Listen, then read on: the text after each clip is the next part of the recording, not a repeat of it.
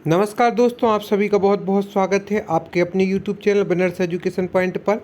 यदि अभी तक आपने हमारे इस चैनल को सब्सक्राइब नहीं किया है तो सर्वप्रथम आप हमारे इस चैनल को सब्सक्राइब करें, वीडियो को लाइक एवं शेयर करें एवं डिस्क्रिप्शन बॉक्स में जाकर इंस्टा मौजूद के लिंक के माध्यम से आप हमारे मुख्य परीक्षा एवं प्रारंभिक परीक्षा के हैंड रिटन नोट्स परचेस कर सकते हैं। चलिए स्टार्ट करते हैं आज का हमारा वीडियो, जो कि पेपर 4 एथिक्स का जो हमने MPPSC स्ट्रेटजी आपको हमारी इस वीडियो में देखने को मिलेगी कि मेंस आंसर राइटिंग कैसे की जाती है, कैसे 3 मार्कर 5 मार्कर 11 मार्कर क्वेश्चन की एक्यूरेट आंसर राइटिंग की जाती है, जिसके द्वारा आपको फुल मार्क्स मिलेंगे। तो चलिए स्टार्ट करते हैं आज का हमारा वीडियो।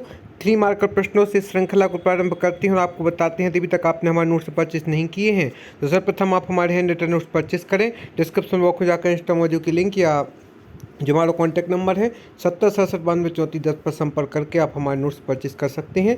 स्टार्ट करते हैं MPPSC स्ट्रेटजी, जो कि आपको निश्चित रूप से सफलता प्राप्त होगी। श्री अरविंद की योग को समग्र योग क्यों कहते हैं? तो इसका आंसर आप लिख सकते हैं, श्री अरविंद जी योग में संपूर्ण मानव में ईश्वर का अति प्रवाह माना, जिसमें आंतरिक योग पर बल दिया गया है। समग्र योग में आत्मा एवं अनात्म ज्ञान की प्राप्ति के साथ जीवन की पूर्ण दिव्यता पर भी बल दिया गया है। एक बार पुनः देखें कि श्री अरविंद जी योग में संपूर्ण मानव में ईश्वर का अति प्रवाह माना है, जिसमें आंतरिक योग पर बल दिया गया है। समग्र योग में आत्म एवं अनात्म ज्ञान की प्राप्ति के साथ जीवन की पूर्ण दिव्यता पर भी बल दिया गया है। प्रत्युत समुत्पाद क्या कहलाता है? यह बौद्ध दर्शन का सिद्धांत है। प्रत्युत समुत्पाद, जिसके अनुसार कारण की सापेक्षता के आधार पर कार्य की उत्पत्ति की स्वीकार्यता होती है।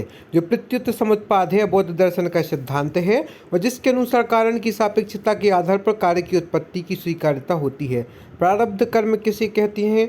क्या इसको नष्ट किया जा सकता है? तो हम आपको बता दें कि मानव जीवन के पूर्व वर्षों में किए गए कर्म प्रारब्ध कर्म कहलाते हैं। जो कर्म उसके द्वारा बन जाते हैं, इसको वर्तमान जीवन में किए जाने वाले कर्म जो मोक्ष प्राप्ति में सहायक हों उनको करके ही नष्ट किया जा सकता है। जो प्रारब्ध कर्म है, मानव जीवन के पूर्व वर्षों में किए गए कर्म प्रारब्ध कर्म कहलाते हैं। उनको वर्तमान जीवन में किए जाने वाले कर्म जो मोक्ष प्राप्ति में सहायक हों उनके द्वारा ही नष्ट किया जा सकता है।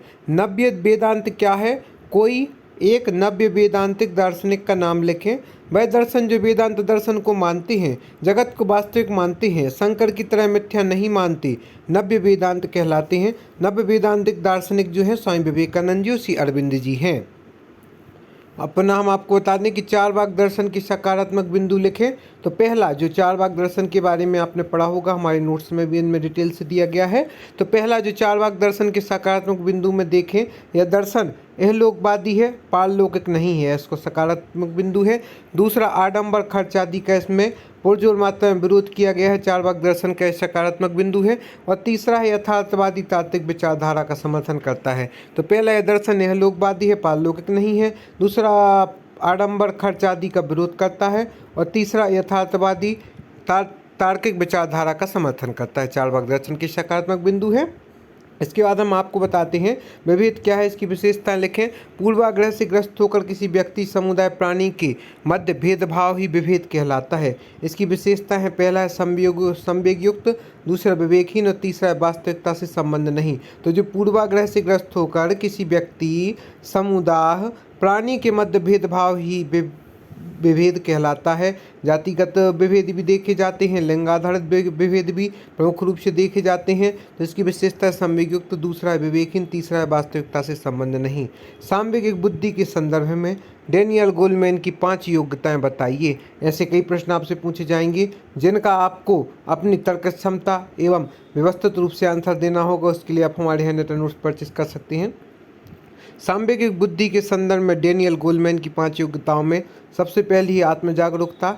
दूसरा है बंधुओं आत्मनियमन। आत्मनियमन भी सांवेगिक बुद्धि के संदर्भ में डेनियल गोलमैन की 5 योग्यताओं में से एक है। तीसरा है आत्म अभिप्रेरण। आत्म अभिप्रेरण जो है वह समानुभूति और सामाजिक दक्षता जो है वह हम आपको बता दें कि सांवेगिक बुद्धि के संदर्भ में डेनियल गोलमैन की 5 योग्यताओं में आत्म जागरूकता, आत्मनियमन, आत्म अभिप्रेरण, समानुभूति, सामाजिक दक्षता आदि आते हैं। सेवा भावना से आप क्या समझते हैं? वह मना स्थिति जिसमें व्यक्ति अपने कार्य नैतिक जिम्मेदारी से प्रेरित होकर करता है, वह वेतन भत्ते जैसे अन्य लाभ से प्रेरित ना हो, दबावों के मध्य भी ईमानदारी से कार्य करे, वह सेवा भावना कहलाती है। पुनः देख ले, वह मना स्थिति जिसमें व्यक्ति अपने कार्य नैतिक जिम्मेदारी से प्रेरित होकर करता है एवं वह वेतन भत्ते जैसे अन्य लाभ से प्रेरित ना हो, किसी प्रकार के दबावों के मध्य भी ईमानदारी से कार्य करे, वह सेवा भावना के अंतर्गत आएगा। करुणा की थकान से आप क्या समझते हैं? ऐसी परिस्थितियां, आपको इनके सबके आंसर पता है पर उनको लिखना कैसा है, यही आपको हमारे इस वीडियो के माध्यम से देखने को मिलेगा कि ऐसी परिस्थितियां जिनमें किसी व्यक्ति की करुणा लगातार सक्रिय रहे, कुछ समय पश्चात उसके करुणा में कमी आने लगती है, उसे ही करुणा की थकान कहते हैं। जैसे पुलिस, चिकित्सक आदि होते हैं, इनके निरंतर ऐसी परिस्थितियों का सामना करना पड़ता है जिनके कारण इनकी करुणा की थकान में स्पष्ट रूप से दृष्टिगोचर होती है। तो ऐसी परिस्थितियां जिनमें किसी व्यक्ति की करुणा लगातार सक्रिय रहे, कुछ समय पश्चात उसकी करुणा में कमी आने लगती है, इसे ही करुणा की थकान कहते हैं। पेशे से पुलिस, चिकित्सक आदि इसके उदाहरण हैं। सहानुभूति, किसी व्यक्ति या काल्पनिक चरित्र के प्रति दुख या पीड़ा का भाव महसूस करना सहानुभूति कहलाता है। इसमें स्वयं एवं पर के मध्य अंतर बना होता है सहानुभूति के अंतर्गत। अरस्तु के अनुसार कारणता के विभिन्न सिद्धांत कौन कौन से हैं, हम 5 मार्कर प्रश्नों पर भी चर्चा करेंगे। स्पीड में देखते हैं। पश्चिम दार्शनिक अरस्तु किसी भी वस्तु की व्याख्या हेतु 4 कारणों को आवश्यक मानते हैं, जिनमें सर्वप्रथम तो है उपादान कारण। वह सामग्री जिसमें कार्य का निर्माण होता है उपादान कहलाता है। दूसरा था निमित्त कारण। वह जो उपादान कारण में गति एवं व्यवस्था प्रदान कर कार्य को उत्पन्न करता है उसे निमित्त कारण कहते हैं। यहाँ पर उपादान कारण को पहले ही परिभाषित कर दिया है कि वह सामग्री जिसमें कार्य का निर्माण होता है वह उपादान कारण के अंतर्गत आती है। निमित्त कारण वह जो उपादान कारण में गति एवं व्यवस्था प्रदान कर कार्य को उत्पन्न करता है निमित्त कारण कहलाता है। स्वरूप कारण निहित वस्तु का आकार या स्वरूप ही स्वरूप कारण के अंतर्गत आता है। चौथा है प्रयोजन कारण के अंतर्गत जो आता है वह कारणकर्ता का लक्ष्य प्रयोजन का निर्धारण होता है, वह प्रयोजन कारण के अंतर्गत आता है। आचार्य शंकर के अनुसार मोक्ष के संप्रत्यय की व्याख्या कीजिए। आचार्य शंकर, जबकि हमें किसी पर्टिकुलर किसी व्यक्ति के अनुसार करनी पड़ती है तो हम शब्दों में कहीं भी हेरा फेरी नहीं कर सकते, एक्यूरेट लिखना पड़ता है। आचार्य शंकर के अनुसार ब्रह्म ही एकमात्र सत्य है और आत्मा से भिन्न नहीं है। आत्मा से ब्रह्म की है अभिन्नता ही मोक्षावस्था है, किंतु जब आत्मा अविद्या से प्रतिबिंबित होकर खुद को जीव समझने लगता है तो वह अपने ब्रह्म अभिन्नत्व को भूलकर देह, इंद्रिय, वातावरण से तादात्म्य स्थापित कर लेती है। यही बंधन की स्थिति है जिसका संबंध जीव से है, ना कि आत्मा से। लक्षण है अविद्या की निवृत्ति ही मोक्ष है। दूसरा ब्रह्म का ज्ञान मोक्ष है और तीसरा नित्य रूप शरीर रहित रहना ही मोक्ष है। इस प्रकार से उन्होंने लक्षण बताए हैं कि अविद्या की निवृत्ति ही मोक्ष है, ब्रह्म का ज्ञान मोक्ष है, नित्य रूप शरीर रहित रहना मोक्ष है। हम आपको बता दें, आप फेसबुक, यूट्यूब, इंस्टाग्राम, टेलीग्राम आदि के माध्यम से ज्वाइन कर सकते हैं या आप हमारे हैंड रिटन नोट्स भी परचेस कर सकते हैं जो कि एक्यूरेट है, टॉपर्स के निर्देशन में तैयार किए गए हैं। पेपर 4 आपका स्कोरिंग सब्जेक्ट रह सकता है जिससे आप नंबर खींच सकते हैं और आपका चयन निश्चित रूप से होगा। अभिक्षमता क्या है, इसकी विशेषताएँ लिखिए। उन विशेषताओं गुणों का संयोजन है अभिक्षमता जो विशेष क्षेत्र विशेष में उपयुक्त वातावरण या प्रशिक्षण दे तो व्यक्ति अपना सर्वोत्तम दे सकता है। उदाहरण के तौर पर सचिन तेंदुलकर को क्रिकेट की स्किल ने उनकी सर्वश्रेष्ठ प्रदर्शन दिया है। विशेषताएं हैं वर्तमान गुणों का संयोजन जो उसे भविष्य की क्षमता हेतु विकसित करे या अनुभूत होती है।